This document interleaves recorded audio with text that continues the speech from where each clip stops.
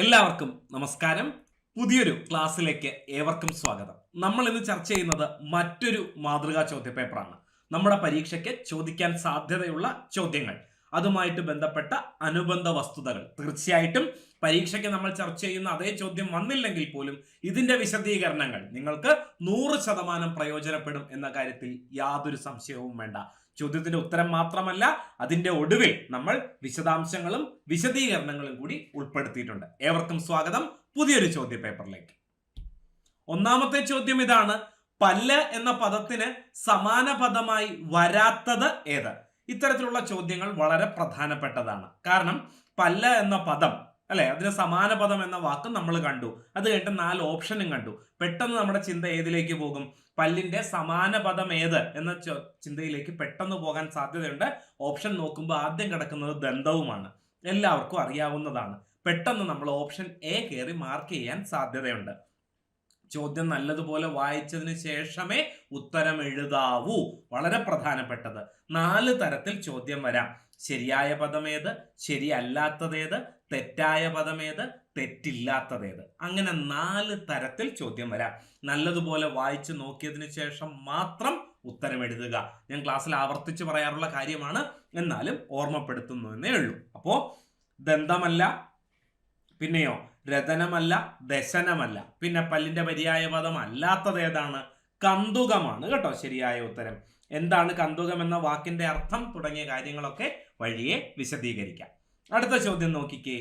Within an ace of defeat എന്നതിന്റെ ശരിയായ മലയാള തർജ്ജമ ഏത് എന്നതാണ് അടുത്ത ചോദ്യം.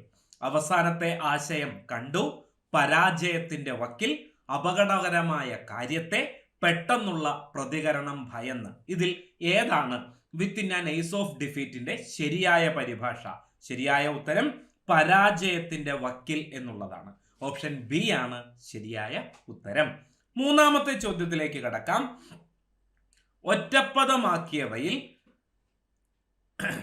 ഒറ്റപ്പദമാക്കിയവയിൽ ശരിയല്ലാത്തത് ഏതെല്ലാം എന്നതാണ് ചോദ്യം. ബുദ്ധനെ സംബന്ധിച്ചത് ബൗദ്ധം, അത് ശരിയാണ്. ശിഥിലമായത് ശൈഥില്യമാണ്. തിലത്തിൽ നിന്നുള്ളത് തൈലമാണ്. വരത്തെ ദാനം ചെയ്യുന്നവൾ വരദയാണ്.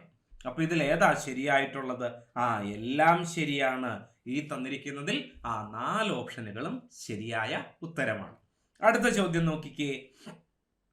താഴെ പറയുന്ന ശൈലികളിൽ അർത്ഥവുമായി യോജിക്കുന്നവ ഏതെല്ലാം? മർക്കടമുഷ്ടി ശാഠ്യം, നളപാകം ഒരു കുറവുമില്ലാത്തത്, കാപ്പുകെട്ടുക ഒരുങ്ങുക, ധനാശി പാടുക അവസാനിപ്പിക്കുക.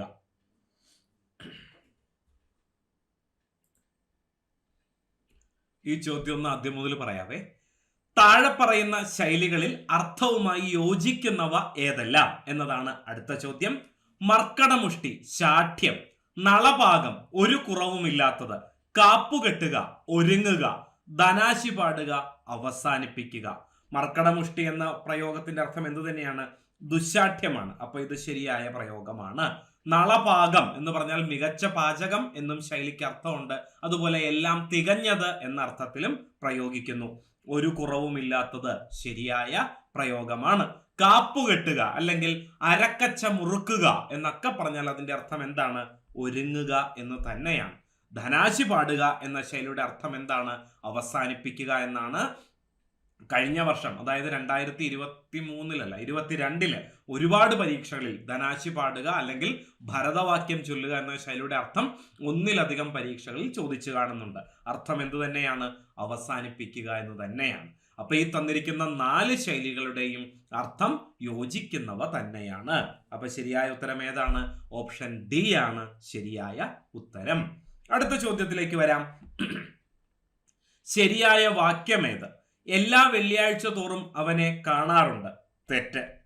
അവൻ എല്ലാ ദിവസവും വരും. തെറ്റ്. ഇതിന്റെ എന്തുകൊണ്ടാണ് തെറ്റാകുന്നത് എന്ന് വഴിയെ വിശദീകരിക്കും കേട്ടോ. ഇപ്പൊ ഉത്തരം മാത്രം നമുക്ക് പറഞ്ഞു പോകാം. ഞങ്ങൾ ഓരോ വീട് തോറും നടന്നു കണ്ടു.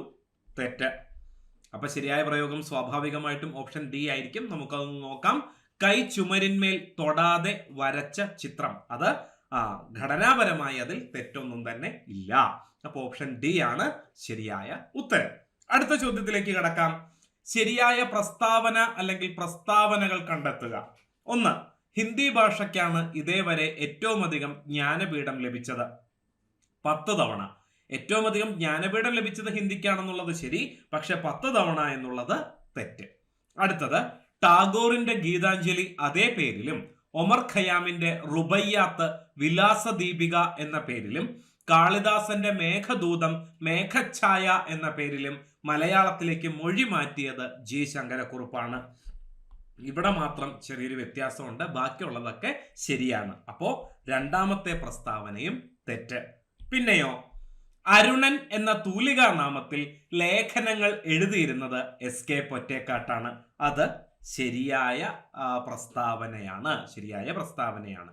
പിന്നെ മാണിക്യക്കല്ല്, ദയ എന്ന പെൺകുട്ടി തുടങ്ങിയ ബാലസാഹിത്യ രചനകളും ഗോപുരനടയിൽ എന്ന യാത്രാ വിവരണവും എം ടി വാസുദേവൻ നായരുടെ രചനയാണ്.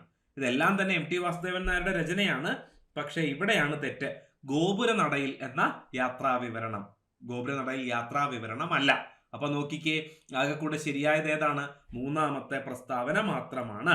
അപ്പൊ ശരിയായ ഉത്തരം ഓപ്ഷൻ സി ആണ്. അടുത്ത ചോദ്യത്തിലേക്ക് കടക്കാം. എരിതീയിൽ, ഇവിടെ തകാരം ഇരട്ടിക്കുന്നില്ല. എരിതീയിൽ എന്നുള്ളതല്ല, എരിതി അല്ലെ, പിരിച്ചെഴുതുമ്പോ എരി അധികം തീ. ഇവിടുത്തെ തകാരം ഇരട്ടിക്കുന്നില്ല. അതിന്റെ കാരണമാണ് ചോദിച്ചിരിക്കുന്നത്. എരി നാമമായതുകൊണ്ട്, എരി കേവല ധാതുവായതുകൊണ്ട്, എരി വിശേഷണമായതുകൊണ്ട്, എരിതി ദ്വന്ദ്വ സമാസമായതുകൊണ്ട്. ഏതാ ശരിയായ ഉത്തരം? എന്തുകൊണ്ട് എരിതിയിൽ തകാരം ഇരട്ടിക്കുന്നില്ല? Option B. എരി എന്നുള്ളത് കേവല ധാതു ആയതുകൊണ്ടാണ് ഇവിടെ തകാരം ഇരട്ടിക്കാത്തത്. അടുത്ത ചോദ്യത്തിലേക്ക് കടക്കാം. തനയൻ എന്ന പദത്തിന്റെ സ്ത്രീലിംഗ രൂപം എന്താണ്? തനയി, തനയിനി, തനയ, തനയിത്രി. ഏതാ ശരിയായ ഉത്തരം? തനയൻ എന്നതിന്റെ സ്ത്രീലിംഗ രൂപം തനയ എന്നുള്ളതാണ് ശരിയായ രൂപം. വാക്കിന്റെ അർത്ഥം, അനുബന്ധ പദങ്ങൾ, ഇതൊക്കെ നമുക്ക് ചർച്ച ചെയ്യാനുണ്ട്. അടുത്ത ചോദ്യം നോക്കിക്കേ. തെങ്ങോല പുഴുവിനെ നിയന്ത്രിക്കണമെന്ന് കർഷകർ ആവശ്യപ്പെട്ടു. ഈ വാക്യത്തിൽ തെറ്റായി പ്രയോഗിച്ച പദം ഏതാണ്? കർഷകർ ആവശ്യപ്പെട്ടു തെങ്ങോല പുഴു നിയന്ത്രിക്കണമെന്ന്. പെട്ടെന്ന് നോക്കുമ്പോൾ ഇതിൽ തകരാറൊന്നും ഉള്ളതായിട്ട് തോന്നില്ല. പക്ഷേ പ്രയോഗം തെറ്റിയിരിക്കുന്നത് എവിടെയാണ്? തെങ്ങോല പുഴു എന്ന് പറയുന്നിടത്താണ്. അത് 2 വാക്കായിട്ടല്ല, ഒറ്റ പദമായിട്ട് വേണം എഴുതാനായിട്ട്. തെങ്ങോലപ്പുഴു എന്ന് വേണം എഴുതാനായിട്ട്. അതാണ് ഈ വാക്യത്തിലെ തകരാറ്. അപ്പോൾ ഓപ്ഷൻ സി ആണ് ശരിയായ ഉത്തരം. അടുത്ത ചോദ്യം നോക്കാം. ഐച്ഛികം എന്ന പദത്തിന്റെ വിപരീത പദം എന്താണ്? അനൈച്ഛികം, അഐച്ഛികം, ഇച്ഛികം, വിക്രയം. ഏതാ ശരിയായ ഉത്തരം? ഐച്ഛികം എന്ന വാക്കിന്റെ വിപരീതം അനൈച്ഛികമാണ്. ഓപ്ഷൻ എ ആണ് ശരിയായ ഉത്തരം. അടുത്തത് നോക്കിക്കേ. കൊട്ടേഷൻ മാർക്ക് എന്നതിന് സമാനമായി ഉപയോഗിക്കുന്ന മലയാള പദം ഏതാണ്? ഉദ്ധരണി, അങ്കുശം, വലയം, വിക്ഷേപിണി. ഏതാ ശരിയായ ഉത്തരം? ഉദ്ധരണിയാണ് ഏത്? Quotation mark. അപ്പോ ഓപ്ഷൻ എ ആണ് ശരിയായ ഉത്തരം. അടുത്ത ചോദ്യം നോക്കിക്കേ. ശരിയായ വിവർത്തനം ഏത്? The blood of the revolutionaries coursed through the streets. ഇത് മലയാളത്തിലേക്ക് പരിഭാഷപ്പെടുത്താനാണ് ചോദിച്ചിരിക്കുന്നത്. വിപ്ലവകാരികളുടെ രക്തം തെരുവിനെ ചുവപ്പിച്ചു, വിപ്ലവകാരികളുടെ തെരുവ് രക്തത്തിൽ കുളിച്ചു, വിപ്ലവകാരികളുടെ രക്തം തെരുവിനെ പാഠങ്ങൾ പഠിപ്പിച്ചു, വിപ്ലവകാരികളുടെ രക്തം തെരുവിലൂടെ ഒഴുകി. അല്ലെ, കോഴ്സ് ത്രൂ എന്ന് പറഞ്ഞാൽ അതിന് എന്തർത്ഥമുണ്ട്? പ്രവഹിക്കുക എന്നർത്ഥമുണ്ട്. അപ്പൊ സ്വാഭാവികമായിട്ടും ശരിയായ വിവർത്തനം ഏതാണ്? ഓപ്ഷൻ ഡി ആണ്. വിപ്ലവകാരികളുടെ രക്തം തെരുവിലൂടെ ഒഴുകി. അടുത്ത ചോദ്യം നോക്കിക്കേ. ശരിയായ പദം ഏത്? അനുഗ്രഹീതം, അനുഗൃഹീതം, അനുഗ്രഹിതം, അനുഗൃഹിതം. ഏതാ ശരിയായ പ്രയോഗം? അനുഗൃഹീതമാണ് കേട്ടോ ശരിയായ പ്രയോഗം. ഓപ്ഷൻ ബി ആണ് ശരിയായ പ്രയോഗം. കൺഫ്യൂഷന് സാധ്യതയുണ്ട്, വഴിയെ വിശദീകരിക്കാം. അടുത്ത ചോദ്യത്തിലേക്ക് കടക്കാം. തിക്തം എന്ന പദത്തിന്റെ വിപരീതം ഏത്? പുളിപ്പ്, മധുരം, ചവർപ്പ്, കയ്പ്. ഇതിലേതാണ് തിക്തത്തിന്റെ വിപരീതം? തിക്തത്തിന്റെ വിപരീതം മധുരം എന്നാണ്. തിക്തം കയ്പാണ്, അപ്പോൾ അതിന്റെ വിപരീതം മധുരം. അടുത്ത ചോദ്യത്തിലേക്ക്, അവസാനത്തെ ചോദ്യത്തിലേക്ക് കടക്കുന്നു. വെയിൽ നാളം എന്ന പദത്തിന്റെ വിപുലീകരിച്ച രൂപം എന്താണ്? വെയിലിന്റെ നാളം, വെയിലാലുള്ള നാളം, വെയിലിലുള്ള നാളം, വെയിൽ കൊണ്ടുള്ള നാളം. ഏതാ ശരിയായ പ്രയോഗം? വെയിൽ നാളം വെയിലിന്റെ നാളമാണ്. ഓപ്ഷൻ എ ആണ് ശരിയായ ഉത്തരം. സമീപകാലത്തെ PSC പരീക്ഷാ ചോദ്യ പേപ്പറിൽ നിന്ന് എടുത്തിട്ടുള്ള ചോദ്യങ്ങളാണ് നിങ്ങൾക്ക് മുന്നിൽ ഇന്ന് അവതരിപ്പിച്ചത്. അതിന്റെ ഉത്തര സൂചിക ഇവിടെ നൽകിയിരിക്കുന്നു. ഓക്കെ, 15 ചോദ്യങ്ങളുടെയും ഉത്തരം ഇവിടെ തന്നിട്ടുണ്ട്. ഇനി നമ്മൾ എന്ത് ചെയ്യുന്നു? വിശദാംശങ്ങളിലേക്കും വിശദീകരണങ്ങളിലേക്കും കടക്കുന്നു. ഓക്കെ, നിങ്ങൾക്ക് ഏറ്റവും അധികം പ്രയോജനം ചെയ്യപ്പെടാൻ പോകുന്നത് ഇനി നമ്മൾ ചർച്ച ചെയ്യുന്ന കാര്യങ്ങളാണ്. കാരണം ഈ പറഞ്ഞ 15 ചോദ്യങ്ങൾ പരീക്ഷയ്ക്ക് ഒരുപക്ഷെ അങ്ങനെ തന്നെ ചോദിച്ചില്ല എന്ന് വരാം. പക്ഷേ അനുബന്ധ വസ്തുതകൾ പഠിക്കുന്നത് വഴി ചോദിക്കാൻ സാധ്യതയുള്ള, മുൻപ് പലപ്പോഴായി ചോദിച്ചിട്ടുള്ള പല ചോദ്യങ്ങളാണ് ചർച്ച ചെയ്യുന്നത്. തീർച്ചയായിട്ടും നിങ്ങൾക്ക് അറിയാൻ പാടില്ലാത്ത കാര്യങ്ങളാണെങ്കിൽ നോട്ട് എഴുതി തന്നെ പഠിക്കുക. തീർച്ചയായിട്ടും നിങ്ങൾക്ക് പ്രയോജനം ചെയ്യും. ഓക്കെ, നമുക്കപ്പോ വിശദാംശങ്ങളിലേക്കും വിശദീകരണങ്ങളിലേക്കും കടക്കാം. പല്ല് എന്ന പദത്തിന് സമാന പദമായി വരാത്തതേത് എന്നാണ് ചോദിച്ചിരുന്നത്. നമ്മൾ കണ്ടെത്തി കഴിഞ്ഞു. കന്തുകമാണ് ശരിയായ ഉത്തരം എന്ന് കണ്ടെത്തി കഴിഞ്ഞു. എന്താണ് പല്ലിന്റെ പ്രധാനപ്പെട്ട പര്യായ പദങ്ങളെന്ന് നോക്കിക്കേ. ഇപ്പൊ തന്നെ പഠിച്ചിട്ട് പോകാം കേട്ടോ. ഇനി പിന്നത്തേക്ക് വെക്കണ്ട. ഇത് ഇപ്പൊ തന്നെ പഠിച്ച് അവസാനിപ്പിച്ച പിന്നെ ഈ ഭാഗത്തേക്ക് നോക്കണ്ടല്ലോ. അപ്പോൾ ഈ ക്ലാസ് കഴിയുന്നതോടൊപ്പം നിങ്ങൾ ഇത് പഠിച്ചു കഴിഞ്ഞിട്ടുണ്ടാകണം. ഓക്കെ, പല്ലിന്റെ പര്യായ പദങ്ങൾ എന്റെ കൂടെ പറഞ്ഞു പഠിച്ചേ. ദന്തശം, ദ്വിജം, രഥം, രതനം, ദശനം, ദന്തം, രതനം, മുറുവല്, ദാടകം. ഇതൊക്കെ തന്നെയും പല്ലിന്റെ പര്യായ പദങ്ങൾ. ഒരിക്കൽ കൂടി, ദന്തശം, ദ്വിജം, രതനം, രഥം, ദശനം, ദന്തം, മുറുവൽ, ദാടകം. ഇതത്രയും പല്ലിന്റെ പര്യായ പദങ്ങളാണ്. അപ്പൊ എന്താണ് ഈ കന്തുകം? കന്തുകം എന്ന വാക്കിന് പല അർത്ഥങ്ങളാണ് ഉള്ളത്. പന്ത്, തലയിണ, അടയ്ക്ക എന്നൊക്കെ അർത്ഥം വരുന്ന വാക്കാണ് ഏത്? കന്തുകം. പക്ഷെ കന്തുകം എന്ന വാക്കിന് പല്ല് എന്ന് അർത്ഥമില്ല. കിട്ടിയല്ലോ. അടുത്ത ചോദ്യത്തിലേക്ക് കടക്കാം. ചോദ്യം ഇതാണ്. Within an ace of defeat എന്നതിന്റെ ശരിയായ തർജ്ജമ നമ്മൾ കണ്ടെത്തി കഴിഞ്ഞു. പരാജയത്തിന്റെ വക്കിൽ എന്നർത്ഥം വരുന്ന ഇംഗ്ലീഷ് ശൈലിയാണ് within an ace of defeat. സമീപകാലത്ത് ഇത്തരത്തിൽ ശൈലികൾ പരിഭാഷപ്പെടുത്താനായിട്ട് ഒരുപാട് PSC ചോദ്യങ്ങളിൽ നമ്മൾ കണ്ടിട്ടിരുന്നു. അപ്പൊ അത്തരത്തിലുള്ള ചില ശൈലികൾ നമുക്കൊന്ന് പരിചയപ്പെടാം. നോക്കിക്കേ. ആപ്പിൾ ഓഫ് ഡിസ്കോർഡ് എന്ന് പറഞ്ഞാൽ എന്താണ്? ആപ്പിൾ ഓഫ് ഡിസ്കോർഡ് തർക്കത്തിനുള്ള കാരണമാണ്. ബ്ലെസ്സിങ് ഇൻ ഡിസ്ഗൈസ് എന്ന് പറഞ്ഞാൽ എന്താണ്? ഉർവശി ശാപം ഉപകാരം എന്നാണ് അതിന്റെ അർത്ഥം. A bolt from the blue എന്ന് പറഞ്ഞാലോ ഓർക്കാപ്പുറത്തെ ആഘാതമാണ്. എ ചിക്കൻ ഹാർട്ടഡ് പേഴ്സൺ എന്ന് പറഞ്ഞാലോ ഭീരുവാണ്, അല്ലെ? ലളിതമായ ഹൃദയമുള്ളവൻ അല്ലെങ്കിൽ ലോല ഹൃദയൻ എന്നൊക്കെ പറയുന്ന അർത്ഥത്തിലാണ് ചിക്കൻ ഹാർട്ടഡ് പേഴ്സൺ എന്ന് ഇംഗ്ലീഷിൽ പ്രയോഗിക്കുന്നത്. ഗോഡിയൻ നോട്ട് എന്ന് പറഞ്ഞാൽ എന്താണ്? ഊരാക്കുടുക്ക് അഥവാ വിഷമ പ്രശ്നമാണ്. എ മാൻ ഇൻ എ 1000 എന്ന് പറഞ്ഞാൽ 1000-ൽ ഒരുവനാണ്. അത്രമാത്രം വിശിഷ്ടനായ വ്യക്തി എന്നുള്ള അർത്ഥത്തിലാണ് മാൻ ഇൻ എ 1000 എന്ന് പ്രയോഗിക്കുന്നത്. പിന്നെ എ വൈൽഡ് ഗൂസ് ചേസ് എന്ന് പറഞ്ഞാൽ എന്താണ്? വിഫല ശ്രമം എന്നുള്ള അർത്ഥത്തിലാണ് വൈൽഡ് ഗൂസ് ചേസ് എന്ന് പ്രയോഗിക്കുന്നത്. അതായത് കാട്ടുചെന്നായുടെ പുറകെ ഓടുന്നതിനെയാണ്. അപ്പോൾ അങ്ങനെ ഓടിയ കിട്ടുന്ന കാര്യമാണോ? അല്ല എന്നുള്ളതാ. അപ്പൊ അതുകൊണ്ടാണ് വിഫല ശ്രമം എന്ന് പറയുന്നത്. ഓൾ വാക്സ് ഓഫ് ലൈഫ് എന്ന് പറഞ്ഞാൽ എന്താണ്? എല്ലാ വിഭാഗത്തിൽ നിന്നുള്ളവരും എന്നുള്ള അർത്ഥത്തിലാണ് ഓൾ വാക്സ് ഓഫ് ലൈഫ് എന്ന് പ്രയോഗിക്കുന്നത്. ബാഗ് ആൻഡ് ബാഗേജ്, പെട്ടിയും കിടക്കെ എടുത്തോ എന്ന് നമ്മൾ പറയാറുണ്ട് അല്ലേ? എന്താ അതിന്റെ അർത്ഥം? എല്ലാം പൊതിഞ്ഞു കെട്ടി എടുത്തോ എന്നുള്ള അർത്ഥത്തിലാണ് പറയുന്നത്. ബാഗ് ആൻഡ് ബാഗേജ് എന്ന് പറഞ്ഞാൽ എല്ലാം. ബീറ്റ് അബൌട്ട് ദി ബുഷ് എന്ന ശൈലിയുടെ അർത്ഥം എന്താണ്? കാടടച്ച് വെടിവെക്കുക. ഞാനൊരു ചോദ്യം ചോദിക്കുമ്പോൾ നിങ്ങൾക്ക് അതിന്റെ ഉത്തരത്തെക്കുറിച്ച് ഒരു ഏകദേശ ധാരണയുണ്ടാകും. അപ്പൊ സ്വാഭാവികമായിട്ടും എന്ത് ചെയ്യും? അറിയാവുന്നതെല്ലാം നമ്മൾ വിളിച്ചു പറയും. എപ്പോഴെങ്കിലും ഒക്കെ നമ്മൾ പോലും അറിയാതെ ഈ ചക്ക വീണ് മുയൽ ചാവുക എന്ന് പറയാറുണ്ടല്ലോ. അപ്പൊ എപ്പോഴൊക്കെയോ നമ്മൾ പറയുമ്പോൾ അത് ശരിയാകും. അത്തരത്തിൽ കറക്കി കുത്തുന്നതിനെയാണ് എന്ത് പറയുന്നത്? ബീറ്റ് അബൌട്ട് ദി ബുഷ് എന്ന് പറയുന്നത്. കിട്ടിയല്ലോ. അടുത്ത ചോദ്യത്തിലേക്ക് കടക്കാം. ചോദ്യം ഇതാണ്. ഒറ്റപ്പദമാക്കിയതിൽ ശരിയല്ലാത്തതേത്? നമ്മൾ കണ്ടു കഴിഞ്ഞു. ഈ തന്നിരിക്കുന്നതിൽ 4ഉം ശരിയാണ്. ബുദ്ധനെ സംബന്ധിച്ചത് ബൗദ്ധമാണ്. അപ്പൊ ബുദ്ധിയെ സംബന്ധിച്ചതാണെങ്കിലോ? ബുദ്ധിയെ സംബന്ധിച്ച് എന്നുള്ളതിന്റെ ഒറ്റപ്പദം എന്താണ്? ബുദ്ധിയെ സംബന്ധിച്ചാണെങ്കിൽ അത് ബൗദ്ധികമാണ് കേട്ടോ. ബുദ്ധിയെ സംബന്ധിച്ചത് ഭൗതികം. അല്ലെ, ഒരു കൺഫ്യൂഷൻ ഉണ്ടാകാൻ സാധ്യതയുണ്ട്. ശിഥിലമായത് ശൈഥില്യം എന്നാണ്. സർവവും ശിഥിലമാകുന്നു. ഒരിക്കലും പരിഭാഷപ്പെടുത്താനായിട്ട് നമ്മുടെ പരീക്ഷയ്ക്ക് ചോദിച്ചിരുന്നതാണ്. സർവവും ശിഥിലമാകുന്നു. അത് എങ്ങനെയാണ് പരിഭാഷപ്പെടുത്തേണ്ടത്? ചിനു അച്ചേബയുടെ നോബൽ സമ്മാന ജേതാവായ ചിനു അച്ചേബയുടെ നോവലിന്റെ പേര് കൂടിയാണ് കേട്ടോ. സർവവും ശിഥിലമാകുന്നു, തിങ്സ് ഫാൾ അപ്പാർട്ട് എന്നാണ് നോവലിന്റെ പേര്. അതിന്റെ മലയാള പരിഭാഷ സർവവും ശിഥിലമാകുന്നു എന്നാണ്. Things fall apart.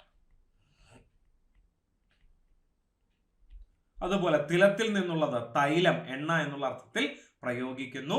വരത്തെ ദാനം ചെയ്യുന്നവൾ, പെട്ടെന്ന് വരദായിനി അല്ലേ ശരി എന്ന് ചിന്തിക്കാൻ സാധ്യതയുണ്ട്. വരദ എന്ന് പറഞ്ഞാലും അതേ അർത്ഥം തന്നെയാണ്. ഓക്കെ, അപ്പൊ ഒറ്റപ്പദവുമായി ബന്ധപ്പെട്ട ചില ചോദ്യങ്ങൾ നമുക്കൊന്ന് പരിശോധിക്കാം. അധുനാതനം എന്ന് പറഞ്ഞാൽ പുതിയത് എന്നുള്ള അർത്ഥത്തിൽ പ്രയോഗിക്കുന്നതാണ്. ഇപ്പോഴുള്ളത് എന്നാണ് പ്രയോഗത്തിനർത്ഥം. അനിയന്ത്രിതം എന്ന് പറഞ്ഞാൽ എന്താണ്? നിയന്ത്രിക്കാൻ കഴിയാത്തതാണ് അനിയന്ത്രിതം. അഭിമുഖം എന്ന് പറഞ്ഞാൽ എന്താണ്? മുഖത്തിന് നേരെ. ഇന്റർവ്യൂ എന്നുള്ള അർത്ഥത്തിലാണ് പ്രയോഗിക്കുന്നത്, പക്ഷെ വാക്കിന്റെ ശരിയായ അർത്ഥം മുഖത്തിന് നേരെ എന്നാണ്. അവിഭാജ്യം എന്ന് പറഞ്ഞാൽ എന്താണ്? വിഭജിക്കാൻ കഴിയാത്തതാണ്. അപ്പൊ അവിഭക്തം എന്ന് പറഞ്ഞാലോ? അത് രണ്ടും തമ്മിൽ വ്യത്യാസമുണ്ട് കേട്ടോ. അവിഭാജ്യം വിഭജിക്കാൻ കഴിയാത്തത്, അവിഭക്തം എന്ന് പറഞ്ഞാൽ വിഭജിക്കാത്തത്.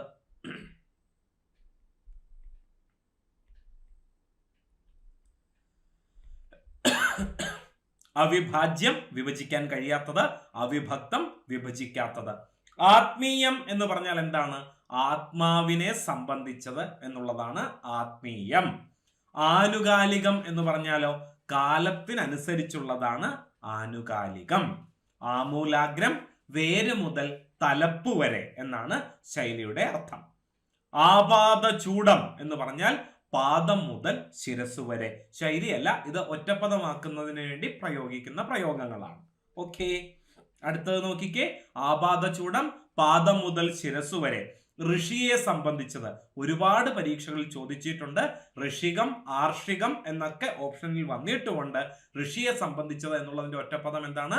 ആർഷം. ഋഷിയെ സംബന്ധിച്ചത് ആർഷമാണ്. പിന്നെ ഉത്കർഷേച്ഛ. ഉത്കർഷ എന്ന് പറഞ്ഞാൽ ഉയർച്ചയാണ്. ഇച്ഛ ആഗ്രഹമാണ്. അപ്പൊ ഉത്കർഷേച്ഛ എന്താണ്? ഉയരാനുള്ള ആഗ്രഹമാണ്. അപ്പൊ ആരാണ് ഉത്പതിഷ്ണു? ഉത്പതിഷ്ണു മാറ്റം ആഗ്രഹിക്കുന്ന ആൾ. അതിന്റെ ഒറ്റപ്പദമാണെന്ത്? ഉത്പതിഷ്ണു. അതിന്റെ വിപരീതമാണ് യാഥാസ്ഥിതികൻ. അല്ലെ, മാമൂലുകളെ മുറുകെ പിടിക്കുന്നവനെയാണ് യാഥാസ്ഥിതികൻ എന്ന് വിളിക്കുന്നത്. അതിന്റെ വിപരീതമാണ് എന്ത്? ഉത്പതിഷ്ണു. ഉയർച്ച ആഗ്രഹിക്കുന്ന ആളാണ്. ഐഹികം എന്ന് പറഞ്ഞാൽ എന്താണ്? ഇഹലോകത്തെ സംബന്ധിച്ചത്. ഈ ലോകത്തെ സംബന്ധിച്ചതിനെ ഐഹികം എന്ന് പറയുന്നു. അതിന്റെ വിപരീതമാണ് പാരത്രികം. അപ്പൊ പാരത്രികത്തിന്റെ അർത്ഥം എന്താ? പരലോകത്തെ സംബന്ധിച്ചത് പാരത്രികം. അടുത്തത് നോക്കിക്കേ. ക്രാന്തദർശി. പ്രയോഗത്തിന്റെ അർത്ഥം എന്താണ്? കടന്നു കാണാൻ കഴിവുള്ളവൻ എന്നാണ് ക്രാന്തദർശി എന്ന വാക്കിന്റെ അർത്ഥം. അപ്പൊ കടന്നു കാണാൻ കഴിവുള്ളവൻ ഒറ്റപ്പദം എന്താണ്? ക്രാന്തദർശി. കിട്ടിയല്ലോ. അടുത്ത ചോദ്യത്തിലേക്ക് വരാം. ചോദ്യം ഇതാണ്. താഴെ പറയുന്നവ ശൈലികളിൽ അർത്ഥവുമായി യോജിക്കുന്നത്. മർക്കടമുഷ്ടി ശാഠ്യമാണെന്ന് പറഞ്ഞു. നളഭാഗം, നളപാചകമാകാം, മികച്ച പാചകമാകാം, അല്ലെങ്കിലോ ഒരു കുറവുമില്ലാത്തത്, കാപ്പുകെട്ടുക, ഒരുങ്ങുക, ധനാശി പാടുക, അവസാനിപ്പിക്കുക. നമ്മുടെ പരീക്ഷയ്ക്ക് ചോദിച്ചിട്ടുള്ള ചില ശൈലികൾ നോക്കിക്കേ. അട്ടിപ്പേർ. അട്ടിപ്പേർ അവകാശം എന്നൊക്കെ നമ്മൾ കേട്ടിട്ടുണ്ട് അല്ലെ? എന്താ അതിന്റെ അർത്ഥം? സ്വന്തവും ശാശ്വതവുമായുള്ളത്. അതിന്റെ ഒറ്റപ്പദമാണ് എന്ത്? അട്ടിപ്പേർ എന്നുള്ളത്. അടിക്കല്ല് മാന്തുക എന്ന ശൈലിയുടെ അർത്ഥം എന്താണ്? അടിമുടി നശിപ്പിക്കുക, വേരോടെ ഇല്ലാതാക്കുക, ഉന്മൂലനാശം വരുത്തുക എന്നൊക്കെയാണ് അടിക്കല്ല് മാന്തുക അല്ലെങ്കിൽ കുളം തോണ്ടുക എന്നൊക്കെയുള്ള ശൈലി കൊണ്ട് അർത്ഥമാക്കുന്നത്. എന്താണ്? ആകാശകുസുമം. ഒരിക്കലും സംഭവിക്കാത്ത കാര്യം എന്നതിന്റെ സൂചനയാണ് എന്ത്? ആകാശകുസുമം. ഇലയിട്ട് ചവിട്ടുക എന്ന ശൈലിയുടെ അർത്ഥം എന്താണ്? അറിഞ്ഞുകൊണ്ട് തെറ്റ് ചെയ്യുക. അതാണ് ശൈലിയുടെ അർത്ഥം. അടുത്ത ചോദ്യത്തിലേക്ക് കടക്കാം. രാമേശ്വരത്തെ ക്ഷൗരം. അല്ലെ, രാമേശ്വരത്ത് തലമുണ്ടനം ചെയ്യുക എന്നുള്ളത് പ്രധാനപ്പെട്ട വഴിപാടാണ്. അപ്പൊ ഒരുപാട് പേര് തലമുണ്ടനം ചെയ്യുന്നതിന് വേണ്ടി ക്യൂ ആയി നിൽക്കും. ബാർബർമാർക്കാണെങ്കിൽ ചെയ്തു തീർക്കാനുള്ള വെപ്രാളവുമാണ്. അപ്പൊ ചിലപ്പോൾ മുണ്ടനം ചെയ്ത് കഴിഞ്ഞാലും അവിടെ മുടി അവശേഷിക്കും. അതിൽ നിന്നുണ്ടായ ശൈലിയാണ് രാമേശ്വരത്തെ ക്ഷൗരം. ഒരു കാര്യം പൂർത്തിയാക്കാത്ത അവസ്ഥ, അതാണെന്ത്? രാമേശ്വരത്തെ ക്ഷൗരം. അടുത്തത് കരിണി പ്രസവം എന്ന് പറഞ്ഞാൽ എന്താണ്? കരിണി എന്ന് പറഞ്ഞാൽ ആനയാണ് കേട്ടോ. ആനയുടെ പ്രസവം അല്ലെ, വളരെ റെയർ ആയിട്ടുള്ള ഒരു കാഴ്ചയാണ്.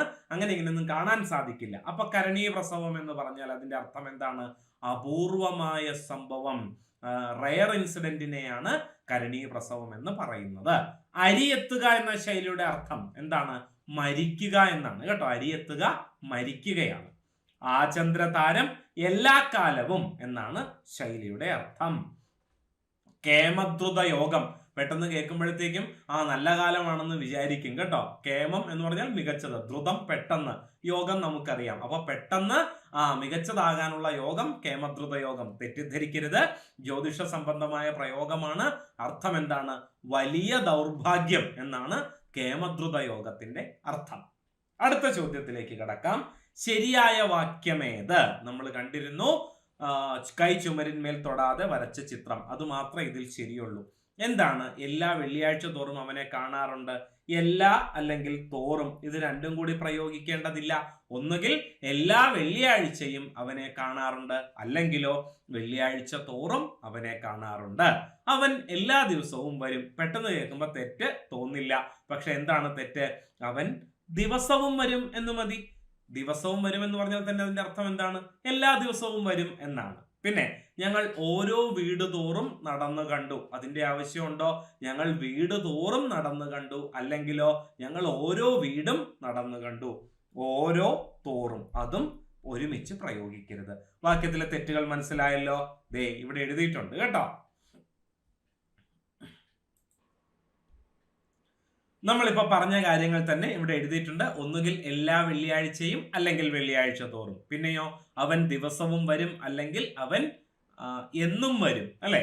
എന്നും പ്രയോഗിച്ചാൽ മതിയാകും. പിന്നെയോ ഞങ്ങൾ ഓരോ വീടും നടന്നു കണ്ടു, അല്ലെങ്കിലോ വീട് തോറും നടന്നു കണ്ടു. വ്യക്തമായെന്ന് വിചാരിക്കുന്നു. അടുത്ത ചോദ്യത്തിലേക്ക് കടക്കാം. ശരിയായ പ്രസ്താവന അല്ലെങ്കിൽ പ്രസ്താവനകൾ കണ്ടെത്തുക. നോക്കിക്കേ, ഹിന്ദി ഭാഷയ്ക്കാണ് ഏറ്റവും അധികം തവണ ജ്ഞാനപീഠ പുരസ്കാരം ലഭിച്ചിട്ടുള്ളത്. 10 തവണ എന്നായിരുന്നു ചോദ്യത്തിൽ. ശരിയായ ഉത്തരം ഏതാണ്? 11 തവണ ലഭിച്ചിട്ടുണ്ട് കേട്ടോ. പിന്നെ ടാഗോറിന്റെ ഗീതാഞ്ജലി അതേ പേരിലും, ഒമർ ഖയ്യാമിന്റെ റുബായത്ത് വിലാസ ദീപിക എന്ന പേരിലല്ല, വിലാസ ലഹരി എന്ന പേരിലാണ് ജി ശങ്കരക്കുറുപ്പ് പരിഭാഷപ്പെടുത്തിയിട്ടുള്ളത്. പിന്നെ കാളിദാസന്റെ മേഘദൂതം മേഘഛായ എന്ന പേരിൽ മലയാളത്തിലേക്ക് മൊഴിമാറ്റിയതും ആര് തന്നെയാണ്? പ്രഥമ ജ്ഞാനപീഠ പുരസ്കാര ജേതാവായ ജി ശങ്കരക്കുറുപ്പ് തന്നെ. അടുത്തതോ, അത് ശരിയായ പ്രയോഗമാണ് അല്ലെ. അരുണൻ എന്ന തൂലികാ നാമത്തിൽ ലേഖനങ്ങൾ എഴുതിയിരുന്നത് SK പൊറ്റേക്കാട്ട് എന്ന ശങ്കരൻകുട്ടി കുഞ്ഞിരാമൻ പൊറ്റേക്കാട്ടാണ്. അദ്ദേഹത്തിന്റെ അപരനാമങ്ങൾ ഏതൊക്കെയാ? കേരള ജോൺ ഗുന്ദർ എന്നറിയപ്പെടുന്നു. ഒപ്പം തന്നെ കോഴിക്കോടിന്റെ കഥാകാരൻ എന്നറിയപ്പെടുന്നതും SK പൊറ്റേക്കാട്ട് തന്നെ. പിന്നെ മാണിക്യക്കല്ല്, ദയ എന്ന പെൺകുട്ടി തുടങ്ങിയ ബാലസാഹിത്യ രചനകളും ഗോപുര നടയിൽ എന്ന യാത്രാവിവരണമല്ല, ഗോപുര നടയിൽ എന്ന നാടകം രചിച്ചതും ആര് തന്നെയാണ്? MT വാസുദേവൻ നായരാണ്. പിന്നെ ആൾക്കൂട്ടത്തിൽ തനിയെ എന്ന പേരിൽ MT തിരക്കഥയും യാത്രാവിവരണവും രചിച്ചിട്ടുണ്ട്. തിരക്കഥയിൽ മമ്മൂട്ടിയും ബാലൻ കെ നായരും സീമയുമാണ് പ്രധാന കഥാപാത്രങ്ങളെ അവതരിപ്പിച്ചിരിക്കുന്നത്. ഒരു പക്ഷെ നിങ്ങൾ ആ സിനിമ കണ്ടിട്ടുണ്ടാകാം. അതുപോലെ MTയുടെ അമേരിക്കൻ യാത്രാവിവരണ കൃതിയാണ് ആൾക്കൂട്ടത്തിൽ തനിയെ. അങ്ങനെ ആൾക്കൂട്ടത്തിൽ തനിയെ എന്ന പേരിൽ തിരക്കഥയും ഒപ്പം തന്നെ യാത്രാവിവരണവും രചിച്ച വ്യക്തിയാണ് മലയാള സാഹിത്യത്തിലേക്ക് 4ാമത് ജ്ഞാനപീഠ പുരസ്കാരം നേടിത്തന്ന 1995 ജ്ഞാനപീഠ പുരസ്കാരം നേടിയ MT വാസുദേവൻ നായർ. അടുത്ത ചോദ്യത്തിലേക്ക് കടക്കാം. എരിതിയിൽ തകാരം ഇരട്ടിക്കുന്നില്ല, അതിന്റെ കാരണം എന്താണ്? പൂർവപദമായ എരി കേവല ധാതുവായതുകൊണ്ടാണ്. സന്ധി സംഭവിക്കുമ്പോൾ പൂർവപദം കേവല ധാതുവാണെങ്കിൽ അവിടെ എന്ത് സംഭവിക്കില്ല? ഇരട്ടിപ്പ് സംഭവിക്കില്ല. എന്താണ് കേവല ധാതു? സ്വതന്ത്രമായി നിൽക്കുമ്പോൾ അർത്ഥമില്ലാത്തതും അന്യ പദങ്ങളോ പ്രത്യയങ്ങളോ ചേരുമ്പോൾ മാത്രം അർത്ഥം സിദ്ധിക്കുന്നതുമായ വാക്കുകളുടെ മൂലരൂപത്തെയാണ് ധാതുക്കൾ അല്ലെങ്കിൽ കേവല ധാതുക്കൾ എന്ന് വിളിക്കുന്നത്. സന്ധി സംഭവിക്കുമ്പോൾ അവ പൂർവപദമായി വന്നാൽ ഇരട്ടിപ്പ് സംഭവിക്കില്ല, പക്ഷേ സന്ധി ദ്വിത്വസന്ധി ആയിരിക്കും. നോക്കിക്കേ, മറ്റുള്ള അപവാദങ്ങൾ ഏതൊക്കെയാ? ഒന്ന്, ഉത്തരപദത്തിന്റെ ആദിയിൽ ശിഥിലവർണ്ണങ്ങൾ വന്നാൽ ദ്വിത്വം സംഭവിക്കില്ല. ങ നമ യാരാലാവ ലാഴാറ ഹ ഈ പറയുന്ന 13 അക്ഷരങ്ങളിൽ ഏതെങ്കിലും ഒന്നാണ് സന്ധി സംഭവിക്കുമ്പോൾ രണ്ടാമത്തെ വാക്കിന്റെ ആദ്യത്തെ അക്ഷരമായിട്ട് വരുന്നതെങ്കിൽ അവിടെ ഇരട്ടിപ്പ് സംഭവിക്കില്ല, പക്ഷെ സന്ധി ദ്വിത്വസന്ധി ആയിരിക്കും. പിന്നെ പൂർവ്വപദത്തിനും ഉത്തരപദത്തിനും തുല്യ പ്രാധാന്യമുള്ള ദ്വന്ദ്വ സമാസത്തിലും എന്ത് സംഭവിക്കില്ല? ഇരട്ടിപ്പ് സംഭവിക്കില്ല, പക്ഷെ സന്ധി ദ്വിത്വസന്ധി. 3, നമ്മളിപ്പോ ചർച്ച ചെയ്തതാണ്. സ്വതന്ത്രമായ അർത്ഥമില്ലാത്ത കേവല ധാതുക്കളാണ് പൂർവ്വപദമായിട്ട് വരുന്നതെങ്കിൽ അവിടെയും ഇരട്ടിപ്പ് സംഭവിക്കില്ല, പക്ഷെ സന്ധി ദ്വിത്വമായിരിക്കും. അവസാനത്തേത്, അലുപ്ത സമാസത്തിൽ ദ്വിത്വം സംഭവിക്കില്ല. ലിംഗവചന പ്രത്യയങ്ങൾ ലോപിച്ചു പോകാത്ത സമാസം അലുപ്ത സമാസം, അവിടെയും ഇരട്ടിപ്പ് സംഭവിക്കില്ല, പക്ഷെ സന്ധി ദ്വിത്വസന്ധി. കിട്ടിയല്ലോ. അടുത്ത ചോദ്യത്തിലേക്ക് പോകുന്നു. തനയൻ എന്ന പദത്തിന്റെ സ്ത്രീലിംഗ രൂപം ഏതാണ്? നമ്മൾ കണ്ടെത്തി കഴിഞ്ഞു. തനയ എന്നുള്ളതാണ് ശരിയായ എതിർലിംഗ പദം. എന്താണ് തനയ എന്ന വാക്കിന്റെ അർത്ഥം? മകൾ എന്നാണ്. തനയൻ മകനാണ്, തനയ മകളാണ്. അഭിഭാഷകൻ എന്ന വാക്കിന്റെ സ്ത്രീലിംഗ രൂപം എന്താണ്? അഭിഭാഷക എന്നാണ്. അഭിനേതാവ് അഭിനേത്രിയാണ്. അനുഗൃഹീതൻ, കണ്ടോ, അനുഗ്രഹം എന്ന് എഴുതുമ്പോ ഇങ്ങനെ വേണം എഴുതാനായിട്ട്, പക്ഷെ അനുഗ്രഹം നേടിയവൻ ആരാണ്? അനുഗ്രഹീതനല്ല കേട്ടോ. പിന്നെയോ അനുഗൃഹീതനാണ്. ഗൃഹീതനാണ് ശരിയായ പ്രയോഗം. അതുകൊണ്ട് സ്ത്രീലിംഗ രൂപം എന്താണ്? അനുഗൃഹീത എന്നുള്ളതാണ് സ്ത്രീലിംഗ രൂപം. അപരാധിനി, ക്ഷമിക്കണം, അപരാധി പുല്ലിംഗ പദമാണ്, അപരാധിനി സ്ത്രീലിംഗ പദം.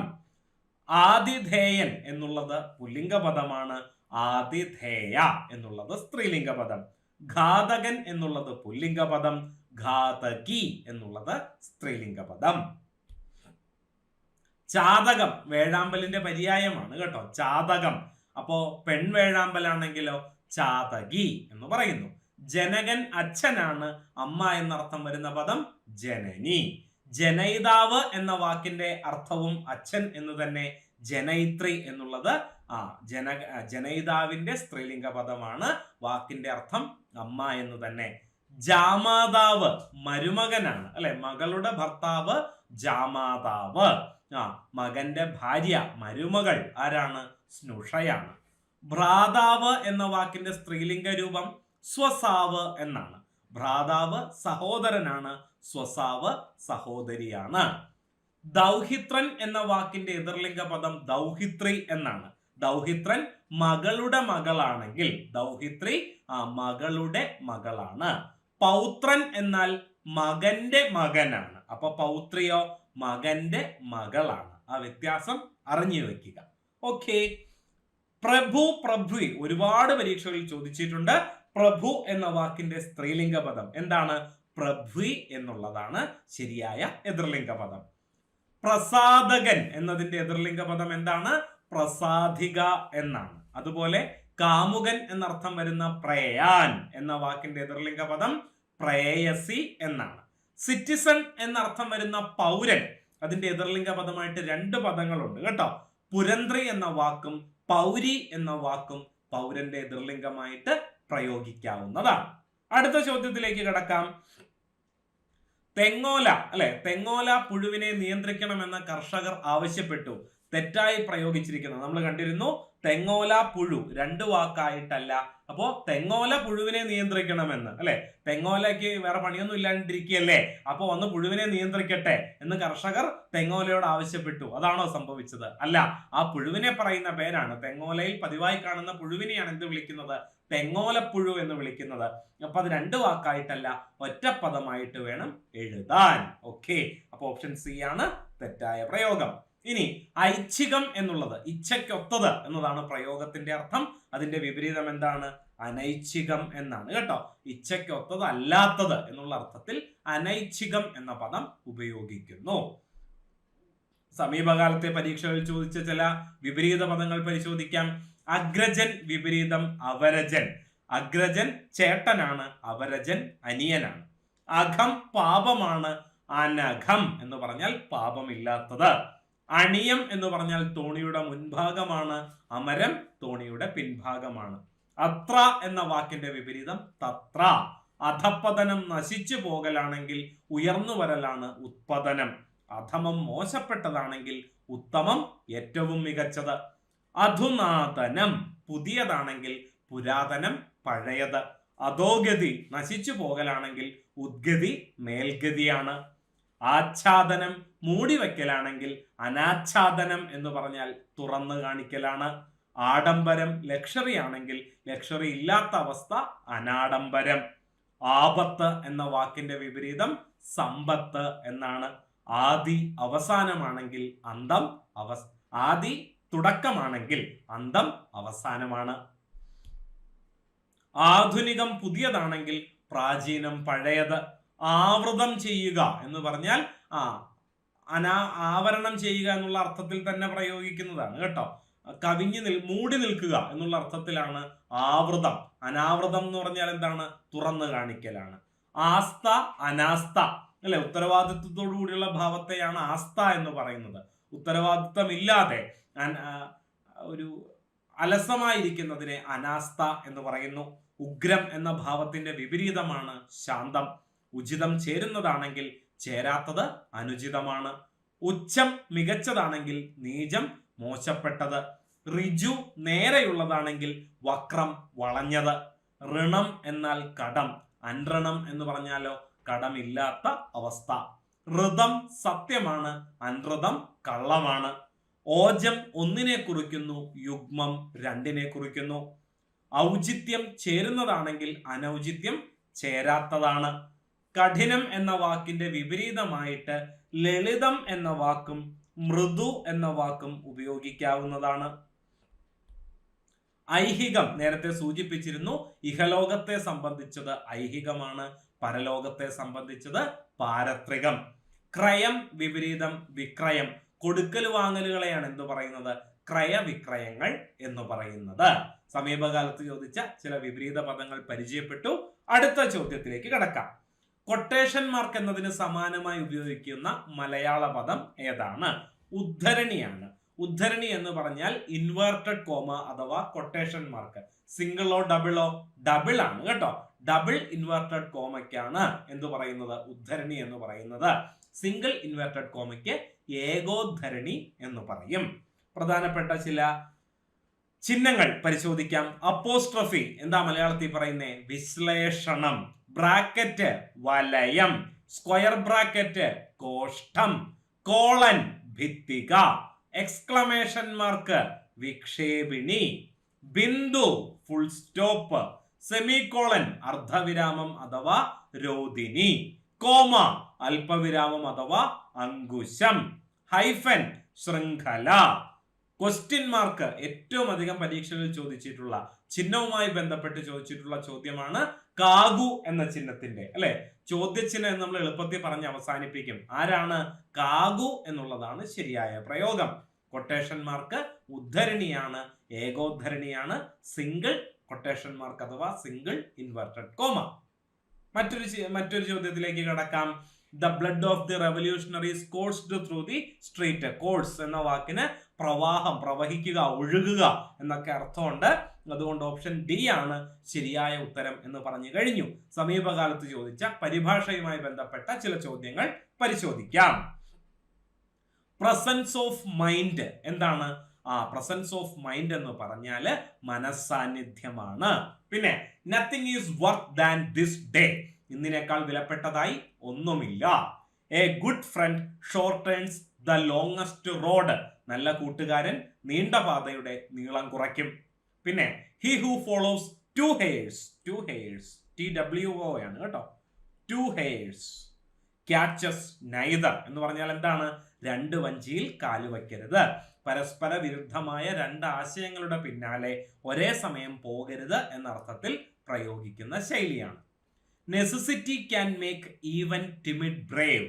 സാഹചര്യത്തിന്റെ സമ്മർദ്ദത്താൽ ഭീരുവും ധീരനാകും. നെസസിറ്റി എന്ന് പറഞ്ഞാൽ അത്യാവശ്യം എന്നുള്ള അർത്ഥത്തിലാണ്. ടിമിഡ് എന്ന് പറഞ്ഞാൽ ഭീരുവാണ്. ഓക്കെ, അടുത്തത് John prefers English novels to Malayalam. Malayalam നോവലുകളെക്കാൾ ഇംഗ്ലീഷ് നോവലുകളാണ് ജോണിന് ഇഷ്ടം. ടു മലയാളം ഒഴിവാക്കിയാൽ തന്നെ നമ്മുടെ കൺഫ്യൂഷൻ തീരും. നോക്കിക്കേ, ജോൺ പ്രിഫേഴ്സ് ഇംഗ്ലീഷ് നോവൽസ്. അപ്പോൾ ജോണിന് താല്പര്യം എന്തിനോടാ? ഇംഗ്ലീഷ് നോവലിനോടാ. ഏതുമായിട്ട് താരതമ്യം ചെയ്യുമ്പോൾ? മലയാളവുമായിട്ട് താരതമ്യം ചെയ്യുമ്പോൾ. അപ്പോ മലയാളം നോവലുകളെക്കാൾ ഇംഗ്ലീഷ് നോവലുകളാണ് ജോണിന് ഇഷ്ടം. അടുത്തത് നോക്കിക്കേ. ചോദ്യം ശരിയായ പദം നേരത്തെ സൂചിപ്പിച്ചു കഴിഞ്ഞതാണ്. അനുഗ്രഹം എന്നെഴുതുമ്പോൾ ഇങ്ങനെ എഴുതണം. പക്ഷെ അനുഗ്രഹം നേടിയവൻ അനുഗ്രഹീതനല്ല. പിന്നെ ആരാണ്? അനുഗൃഹീതനാണ് ശരിയായ പ്രയോഗം. ഓക്കെ. സമീപകാലത്ത് ചോദിച്ച ചില പദശുദ്ധിയുമായി ബന്ധപ്പെട്ടത് ചിലത് നോക്കിക്കേ. അങ്ങിനെ എന്ന് പറയാറുണ്ട് പലരും. തെറ്റാണ് കേട്ടോ. അങ്ങനെ എന്നുള്ളതാണ് ശരി. സ്ലേവറിയുടെ മലയാളം അടിമത്വം അല്ല, അടിമത്തം ആണ് ശരി. അതാത് എന്നൊരു വാക്ക് മലയാളത്തിൽ ഇല്ല. അതത് അതാണ് ശരി. അധപ്പതനം എന്ന് എഴുതേണ്ടത് എങ്ങനെയാണെന്ന് നോക്കിക്കേ. കഥയുടെ ധായല്ല, തിരിച്ചിട്ടുള്ള ധായാണ് വേണ്ടത്. അധ്യാപകൻ എന്ന് എഴുതുമ്പോ ഇവിടെ എഴുതിയിരിക്കുന്നതിനേക്കാൾ ശരി അധ്യാപകൻ എന്ന് ഇങ്ങനെ എഴുതുന്നതാണ് കൂടുതൽ ശരി കേട്ടോ. അധ്യാപകൻ, അധ്യായം എന്നൊക്കെ എഴുതുമ്പോൾ ഇങ്ങനെ വേണം എഴുതാനായിട്ട്. അനന്തിരവൻ തെറ്റാണ്. അനന്തരവനാണ് ശരിയായ പ്രയോഗം. നമ്മളിപ്പോ പറഞ്ഞ അനുഗ്രഹം നേടിയവൻ ആരാണ്? അനുഗ്രഹീതനാണ് കേട്ടോ. അപേക്ഷാ തീയതി അല്ല, അപേക്ഷ തീയതി അതാണ് ശരിയായ പ്രയോഗം. അല്ലെങ്കിൽ അല്ല, അല്ലെങ്കിൽ ആണ് ശരി. പിന്നെ അവധാനത, പതുക്കെ എന്നുള്ള അർത്ഥത്തിൽ.